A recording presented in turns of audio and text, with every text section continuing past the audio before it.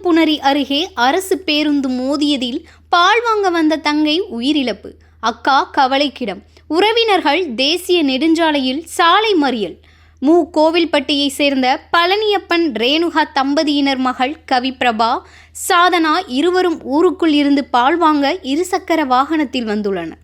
அப்போது பயணிகளை ஏற்றிக் கொண்டிருந்த தனியார் பேருந்தை மின்னல் வேகத்தில் வந்த காரைக்குடி செல்லும் அரசு பேருந்து தனியார் பேருந்தை கடந்து சென்றபோது ஓரமாக வந்த ஸ்கூட்டி மீது கட்டுப்பாட்டை இழந்து மோதியதில் பேருந்தில் முன் சக்கரத்தில் சிக்கி ஸ்கூட்டியும் சிறுமியும் தரதரவென இழுத்து சென்றபோது ஓரமாக நின்ற மற்றொரு ஸ்கூட்டியும் முன் சக்கரத்தில் சிக்கி சாலையை விட்டு இறங்கி நின்றது.